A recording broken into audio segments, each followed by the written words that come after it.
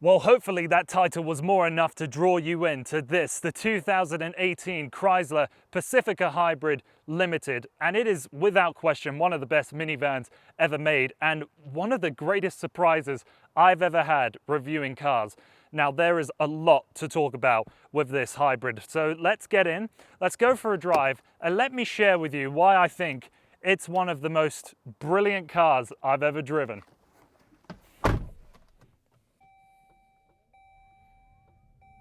So yes, there is a lot to break down with this 2018 Pacifica Hybrid, but let's start off with the basics.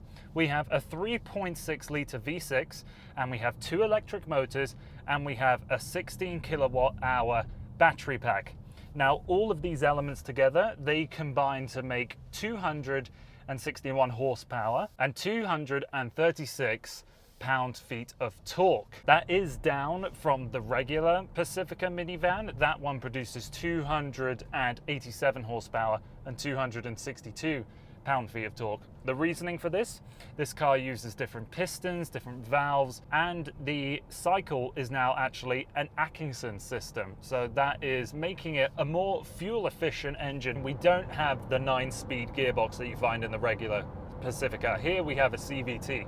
And I very rarely find myself needing to go full thrust in this car. It actually does feel pretty quick, but you can certainly sense that rubber band effect that plagues pretty much all CVTs. The 16 kilowatt hour battery pack, that is able to go 55 kilometers on pure electric range. And when I first picked up this car, the whole tank was full, the whole battery pack was full, and I did just about 51 kilometers strictly with the battery pack. So the numbers are very, very realistic. You have all of the typical hybrid electric noises. When you're getting off the line, you hear the whirl of the motors going.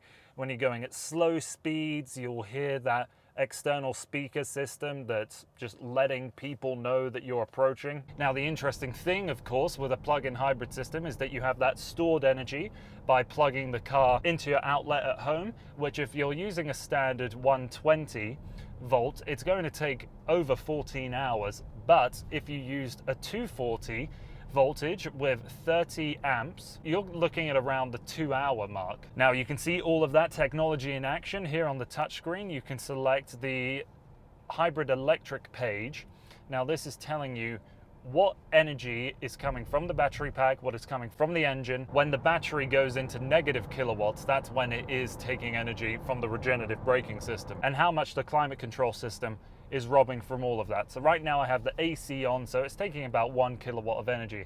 But I can see on the diagram, all of the power right now is coming from the battery pack, going into the electric motor, which is then making those front wheels turn. With the trip computer that you can see here in the center display, it will tell you how many kilometers you've done on strictly electrical power and then your gasoline power. With any plug-in hybrid, you have the confidence in knowing that when the battery pack runs out, you're not screwed over. You still have a gasoline engine that can get over 750 kilometers in gasoline range.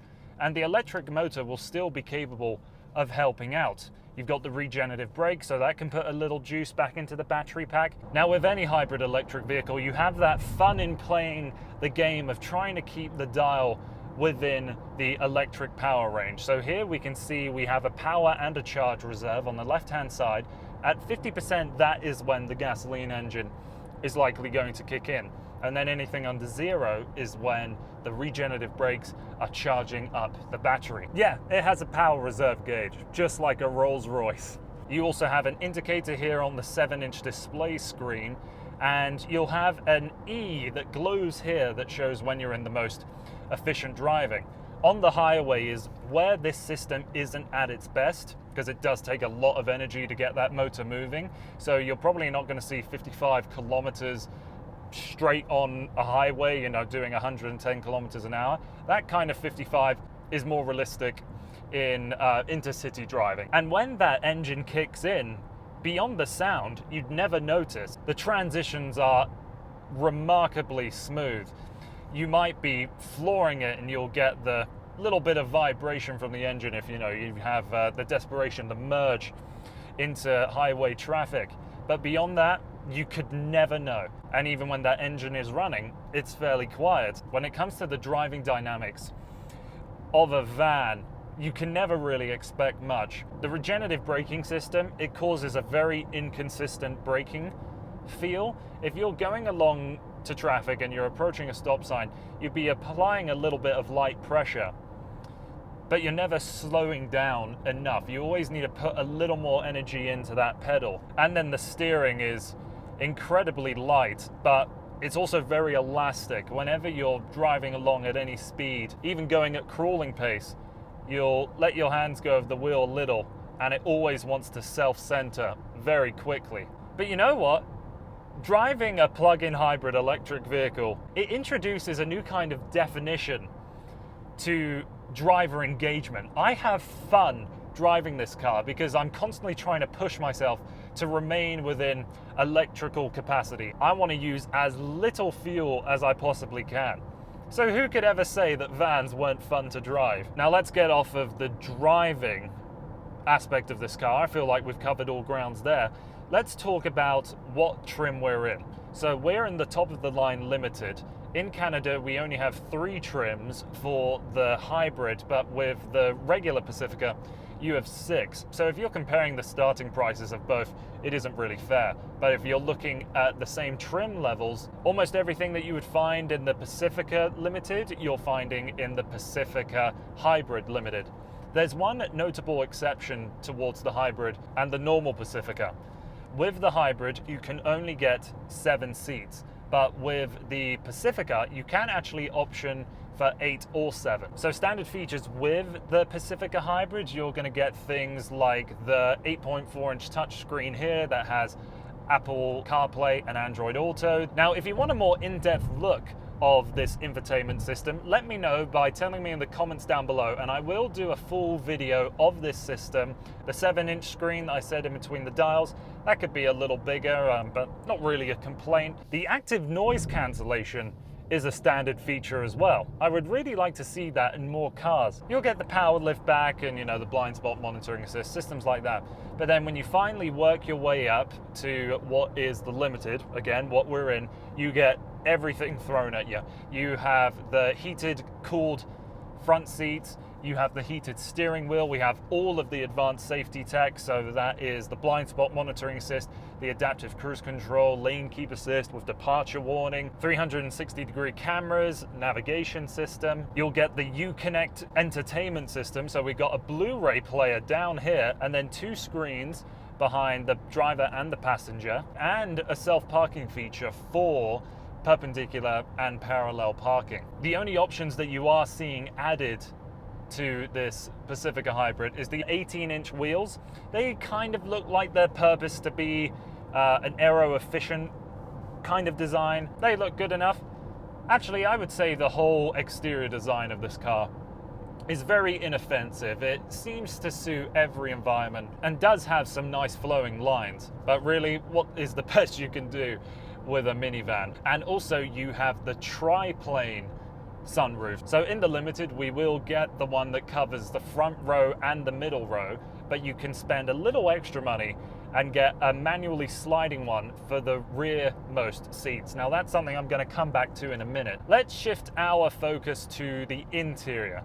Now, I'm sitting in some very lovely leather seats and the steering wheel is leather wrapped too. We have the blue stitching across the dashboard and on the wheel and in a few other places. I do like the overall design, but I don't agree with this color combination. This white leather has already seen quite a bit of a story. There is a lot of staining around the steering wheel and on the seats, and this car's got less than 10,500 kilometers on it. The materials aren't first rate.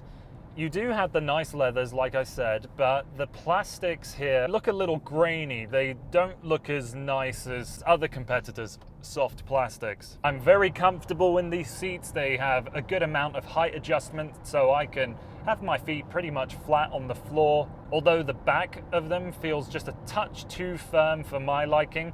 The base of the seats, though, that's exactly how I would like it. I drove an hour in this car after getting it and didn't feel any sort of fatigue. So that's a sign for encouragement if you do have a bad back. And then the buttons down here, these are These all feel really nice, but the ones on the steering wheel seem a little flimsy. They move around in their base a bit too much. The indicator stalks and the windshield wipers, they feel a little cheap as well. I'm not a fan of going through the touchscreen to access the heated seats and the heated steering wheel. I would much prefer to have physical buttons, but you can look at this one or two ways. Either you would have lower trims with no buttons in place, as this Limited is the only one that gets ventilated seats, and that could be an ugly look at times.